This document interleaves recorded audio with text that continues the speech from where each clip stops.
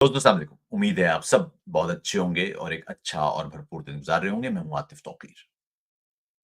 आपसे अभी आखिरी व्लॉग में इचरा के वाक़ये पर गुफ्तगू हुई और तफ़सील से बताया गया कि किस अंदाज़ से जब कोई रियासत किसी मज़हब का चुनाव करती है या उसे खुद पर नाफ़िज़ करती है, तो उसका माशरती सतह पर क्या असर हो सकता है और किस अंदाज़ से वो मज़हबी नज़रिया जत्थों के हाथों एक्सप्लॉइट होता है, इस्तेमाल होता है। आप उस नज़रिए का नारा लगा के किसी भी शख्स पर कोई भी अज़ाब गिरा सकते हैं, कोई भी जहन्नुम पैदा कर सकते हैं किसी शख्स की ज़िंदगी के बारे में। तो वो कुछ दोस्तों ने कहा कि साहब आप हर वक़्त सेक्युलरिज़्म की बात क्यों करते हैं? क्योंकि मैंने कहा था कि सेक्युलरिज़्म इस लिहाज़ से एक बेहतर रास्ता है जिसमें माशरे में तमाम अफ़राद वो बेहतर परफ़ॉर्म कर सकते हैं। तो कुछ दोस्तों ने कहा जी कि सेक्युलरिज़्म तो लादीनियत है, ये तो कुफ़्रिया निज़ाम है। मामला ये है कि हमारे यहाँ माशरती सतह पर कुछ चीज़ें नादुरुस्त अंदाज़ से लोगों के दिलों में, दिमागों में डाल दी गई हैं। लादीनियत का मतलब है एथियज़्म। तो जो शख्स किसी भी खुदा पर या किसी भी मज़हब पर यकीन नहीं रखता, वो एथियस्ट है और जो रखता है, वो थियस्ट है। लेकिन रियासत ना थियस्ट होती है, ना एथियस्ट होती है। रियासत एक पॉलिटिकल टर्मिनोलॉजी है। उसको आप उस पॉलिटिकल टर्मिनोलॉजी में मज़हब दाखिल कर सकते हैं। कुछ दुनिया में ऐसी रियासतें हैं, जिन्होंने मज़हब को बतौर पॉलिटिकल नज़रिया अडॉप्ट किया है। लेकिन फिर जब आप पॉलिटिकल नज़रिया अडॉप्ट करते हैं, किसी मज़हब को, तो फिर साथ में फ़िरका भी एक तरह से आ जाता है।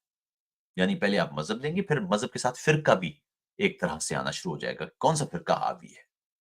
ईरान की मिसाल आपके सामने है। वहाँ इस्लामी जमहूरिया ईरान है, तो शिया फ़िरका वहाँ हावी है। उसी तरह अफ़गानिस्तान में सुन्नी फ़िरका, जो देवबंदी फ़िरका है, वो हावी है। पाकिस्तान में अगर आप करेंगे, तो पाकिस्तान में चूँकि अब तक कोई ठोस अंदाज़ से इस पर काम नहीं किया गया, लेकिन आप जानते हैं कि पाकिस्तान में भी जो अहले सुन्नत फ़िरका है, वो हावी है, क्योंकि इनकी तादाद ज़्यादा है। तो आम बात ये इसीलिए आपको सड़कों में नज़र आता है काफ़िर, काफ़िर, शिया काफ़िर। ईरान में जाएँ तो हमारे एक दोस्त हैं, आज टीवी में हुआ करते थे, वो कहा करते थे कि जो वो ईरान में गए तो उनसे किसी ने टैक्सी ड्राइवर ने पूछा कि आर यू शिया और काफ़िर? उन्होंने कहा जी कि आई एम काफ़िर। तो उसी तरह पाकिस्तान में भी वहाँ लिखा होता है दीवारों पे काफ़िर, काफ़िर, शिया काफ़िर। ईरान में पूछ रहे हैं कि आप शिया हैं या काफ़िर हैं? यानी जो सुन्नी है वहाँ पर वो काफ़िर हैं। तो ये मामला इस अंदाज़ से।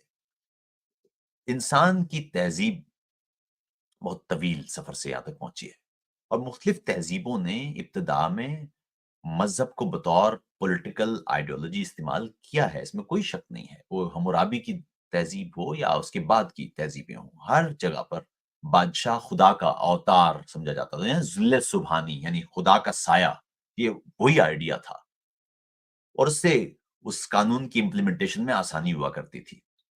लेकिन उसके बाद फिर जब जदीद रियासतें आगे बढ़ीं और तहज़ीब आगे बढ़ी, तो हमने देखा कि एक ही रियासत के अंदर कई मज़ाहिब हो सकते हैं। ऐसा ज़रूरी नहीं है कि एक मज़हब है और उसमें सारे के सारे एक ही अ, फ़िरके के या मज़हब के मानने वाले हों। मिसाल के तौर पर आपके सामने शाम की मिसाल है। शाम में जो अलवी शिया फ़िरका है, बशर अल-असद से ताल्लुक़ रखते हैं और अ, लेकिन जो बड़ी तादाद में वहाँ लोग रहते हैं शाम में, वो सुन्नी फ़िरके से ताल्लुक़ रखते हैं और वहाँ पर इसीलिए आप देखते हैं कि एक एक प्रॉब्लम है। ख़ैर, हालाँकि वो इस्लामी जमहूरिया अपने आप को नहीं कहते, वो जमहूरिया अल-सूरिया है। ख़ैर, अहम बात लेकिन ये है कि जब भी रियासत मज़हब को अडॉप्ट करेगी या मज़हब को नाफ़िज़ करने की कोशिश करेगी, तो उसका हतमी नतीजा फिर यही निकलेगा कि रियासत में अपने ही अक़वाम जो वहाँ मौजूद हैं या मज़ाहिब, उनके दरमियान एक तफ़रीक पड़ जाएगी। याद रखिएगा एक और मामला भी कि ये जो जब जब भी ये कहा जाता है ना कि मुल्क में सेक्युलरिज़्म सेक्युलरिज़्म का मतलब क्या है? हमारे यहाँ तो पहले पहले भी कहा तारीफ़ का बड़ा मसला होता है, डेफ़िनिशन लोगों को नहीं पता होती। सेक्युलरिज़्म का मतलब है कि रियासत कोई भी मज़हब नहीं अपनाएगी, बल्कि वो एक एक ऐसा दस्तूर अपनाएगी जिसमें तमाम शहरी उसकी नज़र में बराबर होंगे। अब यहाँ पर एक जुमला जी कि इस्लाम ने तो तमाम शहरियों को बराबर हुकूक दिए होंगे भाई। लेकिन मसला ये है कि जैसे ही आप कहेंगे ना कि ये इस्लामी रियासत है, तो इसका मतलब है कि पहली तफ़रीक आपने वहाँ डाल दी है, कि यहाँ पर मुसलमान और गैर मुस्लिम रहते हैं, यानी अपनी कौम या अक़वाम जो आपके यहाँ रहती हैं, उनको आपने 2 हिस्सों में पहले ही तोड़ दिया है। ये मुसलमान है, ये गैर मुस्लिम है। इसका मतलब है कि रियासत ने अब 2 अपनी कौम को 2 हिस्सों में तोड़ दिया है। एक ही रियासत में अब 2 कौमें आबाद हैं, मुस्लिम और गैर मुस्लिम। दूसरा मसला ये कि जब आप कहेंगे कि मुस्लिम कौम, تو پھر پرابلم یہ ہوگا کہ پاکستانی مسلم اور دوسرے مسلم میں آپ فرق کیسے کریں گے؟ کیونکہ اگر آپ کہہ رہے ہیں کہ قوم مسلم ہے تو پھر اگلا سوال یہ ہوگا کہ جو سعودی عرب سے کوئی شخص آئے یا صومالیہ سے کوئی شخص پاکستان میں آئے تو وہ پاکستانی کیسے نہیں ہوگا؟ کیونکہ اگر قوم مسلمان ہے یا قوم اسلام ہے تو جو بھی مسلمان آئے پھر وہ پاکستانی قوم کا حصہ ہونا چاہیے. اس کا مطلب ہے کہ کچھ اور معاملہ ہے. کچھ ایسی چیزیں جو ابہام زدہ ہیں. سیکولرزم کا مطلب ہوتا ہے ریاست سیاست کو مذہب کے ساتھ نہیں جوڑے گی. وہ جو نا اس موقع پر لکھ دیا تھا اقبال صاحب کا شعر کہ جدا ہوتی ہیں سیاست سے تو رہ جاتی ہے چنگیزی. میرا ہمیں یہ الٹا ہے معاملہ. ملا دو دی سیاست سے تو بن جاتی ہے چنگیزی ہونا چاہیے. کیونکہ جیسے ہی آپ ریاست میں مذہب داخل کرتے ہیں آپ وہیں پر ہی ایک انسیٹلڈ اور غیر مستحکم بنیاد رکھتے.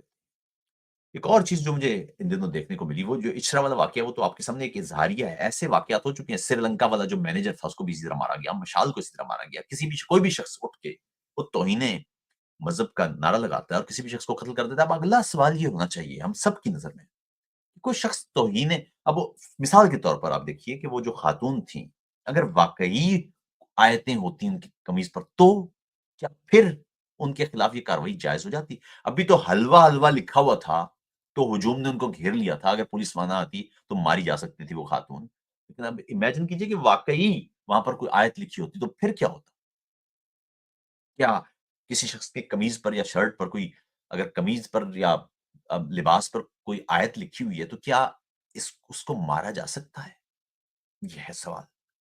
پھر اس سے بھی آگے ایک قدم بڑھ جائیں وہ یہ کہ یار زندگی آپ کسی بندے کی لے رہے ہیں.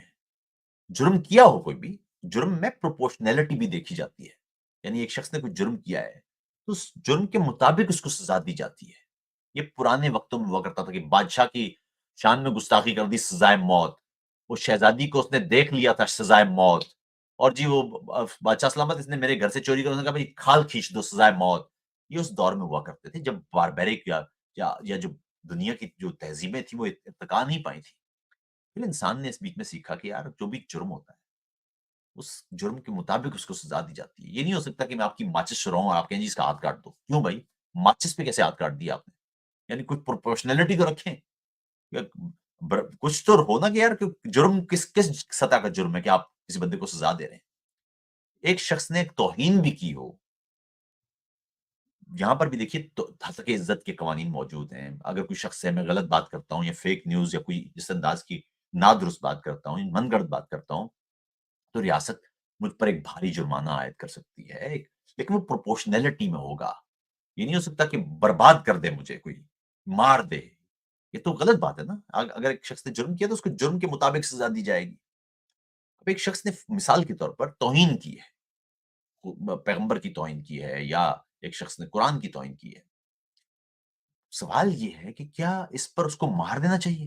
کیا یہ اتنا بڑا واقعی جرم ہے کہ کسی شخص نے پیغمبر کی توہین کی تو اس کو مار رہے ہیں آپ ایک شخص کی زندگی لے رہے ہیں. یہ سوال تو خود سے کریں آپ. یعنی اگر ایک شخص ہے وہ ہندو مت کی توہین کرتا ہے تو آپ کو لگتا ہے کہ کیا اس کو مار دینا چاہیے؟ اگر انڈیا میں کسی شخص کو صرف اس لیے مار دیا جائے کہ ایک شخص نے جے شری رام کا نعرہ نہیں لگایا یا کسی شخص نے رام کو برا بلا کہہ دیا تو کیا اس کو اس کے جواب میں مارا جانا چاہیے؟ بھائی حد کے عزت کے قوانین کے تحت یا نفرت انگیزی کے قوانین کے تحت یا اشتعال انگیزی اور انتشار کو ہوا دینے کے قوانین کے تحت تو کسی شخص کو سزا بنتی ہے. مان لیا پاکستان میں بھی ہیں توہین مذاہب کی سزا گورے نے جو بنائی تھی وہ تو 6 مہینے 7 مہینے 2 یا 3 سال کی غالباً سزا تھی. آپ ایک شخص کو سزائے موت دے رہے ہیں بھائی. یہ سوچیں تو صحیح. اگلی بات یہ ہے کہ جب اب فرض کیجئے وہ جو اچھرا والی خاتون تھی وہ غیر مسلم ہوتی وہ کوئی احمدی ہوتی یا کوئی کرسچن خاتون ہوتی تو پھر کیا حال ہوتا اس کا؟ پاکستان میں اس وقت اقلیتوں کے حالات بہت ہی برے ہیں. آپ سندھ میں ہندو خواتین دیکھیں یا پنجاب میں مسیحیوں کی حالت دیکھیں یا کے پی کے میں سکھوں اور دیگر کی حالت دیکھیں آپ کے رونگٹے کھڑے ہو جائیں گے. اور اس سے زیادہ بدبختی دیکھیے آپ وہ یہ ہے کہ آپ خواتین کے حقوق کے لیے بات کریں گے تو آدمی آ جائے گا کہ جی سر کیا بات کر رہے ہیں جیسے حقوق ہمارے یہاں ہیں وہاں تو کسی کے ہو ہی نہیں سکتے. بھائی یہ خاتون کیوں نہیں بول رہی ہے؟ یہ بات تم کیوں بول رہے ہو؟ کسی غیر مسلم کے ساتھ زیادتی کی بات کریں ان کے اوپر ہونے والے مظالم یا ان کا ذہنی یا جسمانی ٹارچر کی بات کریں فورسڈ انفورس ڈسپیئرنسز کی بات کریں یا ان کے جبری مذہب کی تبدیلی پہ بات کریں، تو جواب آئے گا، سر ایک مسلمان آ کے کہے گا کہ نہیں صاحب جتنی آزادی ہمارے یہاں غیر مسلموں کو ہے اتنی تو کہیں نہیں. او بھائی یہ غیر مسلم کو بولنا ہے یہ بات، تم کیوں بول رہے ہو؟ یاد رکھیے گا، کسی ملک میں اگر آپ نے گیج کرنا ہو نا کہ حالات کیا ہیں، تو آپ دیکھیں گے کہ جب بھی آپ کسی کمزور طبقے پر بات کریں گے تو طاقتور طبقے والا شخص آ کے بتائے گا کہ نہیں جی کمزور تو نہیں ہے وہ. یعنی آپ امیجن کریں بالکل اس طرح کہ میں کہوں یار کہ اس علاقے میں یہ جو مزارع ہے، یہ جو مزدور ہے، کسان ہے، کھیت پہ کام کرنے والا، اس کے ساتھ زیادتی ہو رہی ہے اور چودھری آ کے کہے کہ نہیں بھائی جو حقوق میں نے دیے ہیں وہ تو کوئی دے نہیں سکتا. تم کون ہو کہنے والے یار؟ یہ تو اگر اس کے حقوق دستیاب ہیں تو اس کو کہنا چاہیے. میں جرمنی میں رہتا ہوں اگر، اور میں یہاں پر کہوں کہ جی مسلمانوں کے ساتھ جو زیادتی ہو رہی ہے، اور اتنے وقت کرسچن آ کے مجھے بتائے یا جرمن آ کے مجھے بتائے لوکل کہ نہیں بھائی مسلمانوں کو تو جتنے حقوق ہیں وہ کہیں اور نہیں ہے. بھائی یہ میں نے کہنی ہے یہ بات، یہ جرمن نے آ کے نہیں بتانی. اگر اسلامو فوبیا ہے تو میں بتاؤں گا نا کہ اسلامو فوبیا ہے کہ نہیں ہے. ایک جرمن کیسے بتا سکے گا؟ تو یہ بھی ایک بڑا ایک منظم طریقہ واردات ہے. اس وی لاگ پر بھی آپ دیکھیں گے کہ ایک اقلیتی شخص وہ بات نہیں کرے گا، جو اکثریتی آبادی کا شخص ہے وہ آ کے کہے گا نہیں سر آپ ایسے ہی بولتے رہتے ہیں، جو مسلمانوں نے اتنے حقوق نان مسلمس کو دیے ہیں وہ تو اس کی تو مثال ہی نہیں ملتی.